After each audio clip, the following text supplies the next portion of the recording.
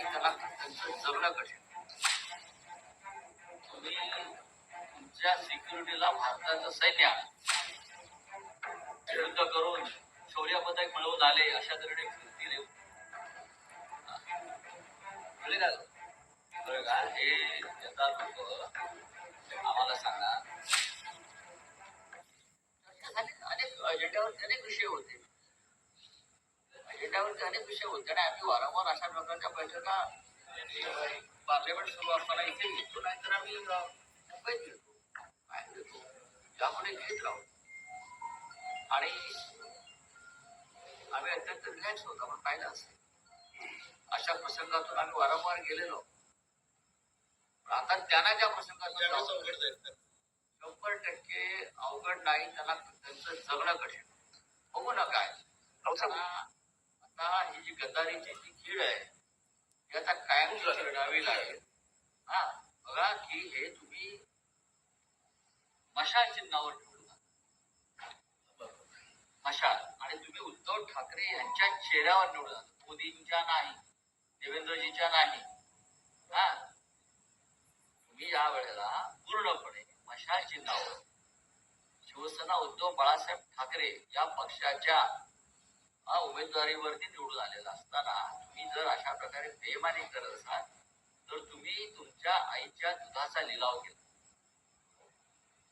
तुम्ही तुमच्या आईच्या दुधाचे लिलाव केलाय, लक्षात घ्या. तुम्ही तुमच्या आईला विकलाय.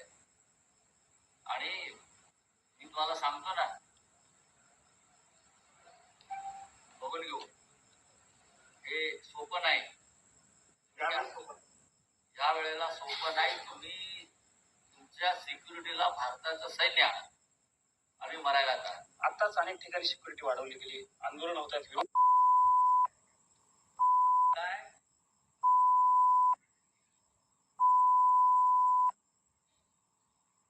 काय ते आंदोलन होतात. शब्द काढायचा नाही. एक दर्भ या ना मतदारसंघात कालपर्यंत जसे आमच्याकडे असताना एकटे फिरत होतात ना, तसे फिरा.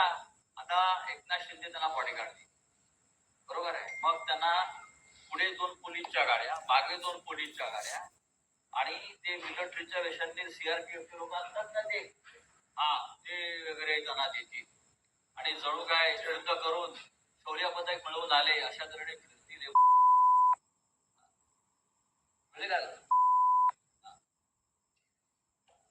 हे यथा लोक आम्हाला सांगणार. जनमताचा अपमान नाही, त्याच्या लोकांनी त्याच्या मतदारसंघामध्ये नक्कीच आहे. त्या लोकांनी मतदान भाजपच्या विरुद्ध केलं. लोकांनी मतदान मशाल चिन्हावर केलं आणि लोकांनी मतदान उद्धव ठाकरे साहेबांना केलं ना. आणि तुम्ही आणि हे सगळे लोक एकनाथ शिंदेच्या पक्षाविरुद्ध जिंकून आलेले. तुम्ही हिंगोलीतला बघा, तुम्ही हे बघा, परभणीतला बघा, तुम्ही अनेक ठिकाणी हे सगळे लोक, तुम्ही शिर्डीचा खासदार बघा. बरं, शिर्डीच्या खासदाराने 2दा गद्दारी, तरी आम्ही त्याला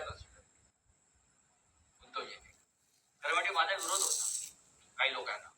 हे पुन्हा पुन्हा बेईमानी कर, उद्धवजी आमचे फार दयाळू आहेत.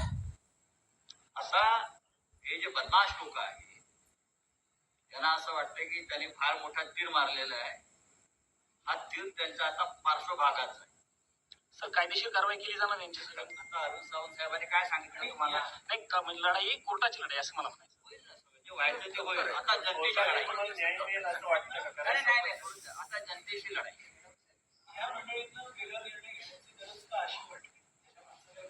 हा निर्णय गद्दारीला काही गरज लागत नाही ना.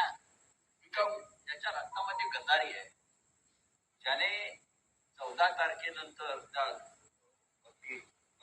परवा रात्री ज्याने 15 कोटी रुपये स्वीकारले आणि विमानात बसले. तोपर्यंत विमानात बसायला तयार नव्हते.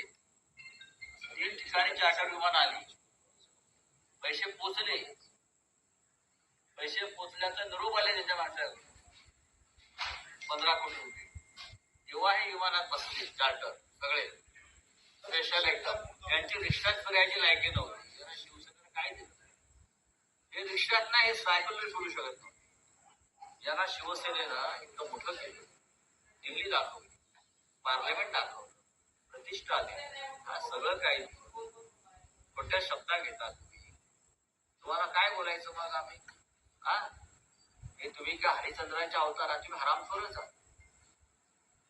तुम्ही सगळे हरामखोर. तुम्ही हरिश्चंद्राचा अवतार नाही, एवढं सांगतो. त्याच्यामुळे मी काय बोलतोय ही शिवी नसून हा महाराष्ट्रातल्या जनतेचा संताप आहे. लक्षात घ्या, माझ्या भावना लक्षात घ्या. या महाराष्ट्राच्या जनतेच्या संतप्त भावना आहेत. हा, तुम्ही त्याला शिवी म्हणत असाल ना, नाही. अजून त्याला बरेच दिवस पुढे बघायचे. मुळात कसं आहे, आईशी प्रकरण की त्याचं एक मिनिटापूर्वी बोलले, त्याला कुठल्या शब्दात बोलणार तरी ते मर्यादित शब्द वापरते, तेवढं थोडंसं उलट बनेल. काय आम्ही यांच्यासाठी काय केलंय, रक्ताचं पाणी केलेलं आहे आम्ही सगळ्यांनी. जेव्हा पक्ष फुटला त्यानंतर आम्ही ज्या परिस्थितीत उभे राहिलो, आम्ही लोक निवडून आणले.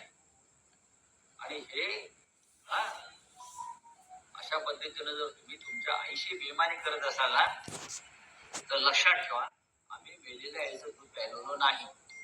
जा आमची तक्रार करा, धमकी दिली म्हणून. तुम्हाला आता आता आता तुम्ही लक्षात घ्या, तुम्हाला आमच्यापासून धोका आहे. तर केंद्र आणि राज्य दोघांशी दोन हात करायचे द्यायला नक्कीच आम्ही करतोच आहोत. आताही करतो, असं काय करतो. आम्हाला 4 वर्ष न्याय मिळत नाही, अहो, एक लक्षात घ्या, केंद्र पाठीशी आहे म्हणून त्यांची हिंमत होते ना, यांची अवकाश काय. केंद्रीय सत्ता यांच्या पाठीशी आहे ना, म्हणून तर हे दिल्लीत येऊन दादागिरी करतात ना. त्यात हे कोण आहे? कोण आहे? त्यांना ठाण्यात घुसून मारतील, त्यांना ठाण्यात घुसून मारतील. याची लायकी काय? शिवसेना ही 4 अक्षरांच्या पाठीशी, म्हणून ते आतापर्यंत पोहोचली. आणि आता आम्हाला